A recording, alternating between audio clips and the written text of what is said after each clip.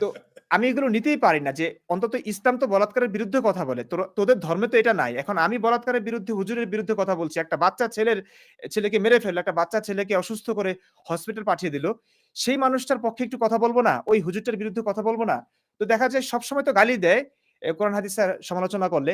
কিন্তু কথা হচ্ছে যখন একটা মাদ্রাসায় বলাৎকার হচ্ছে, এখানে আমি সমালোচনা করছি, এখানে আমি একটু ব্যথা পেয়ে ওই হুজুরের বিরুদ্ধে ২-১ টা শব্দ লিখেছি। সেখানে গালি খেতে হচ্ছে আমারই। তো আমি এই ব্যাপারগুলোতে এতটাই কি বলবো? এতটাই ব্যথিত হই, আমার ঘুম হয় না ভাই, আমার চুল-টুল পড়ে যাচ্ছে, পেকে যাচ্ছে। মানসিকভাবে আমি খুবই বিধ্বস্ত। যদিও আসাদ ভাই আমাকে অনেক বোঝান যে, "এটা ঠিক হয়ে যাবে।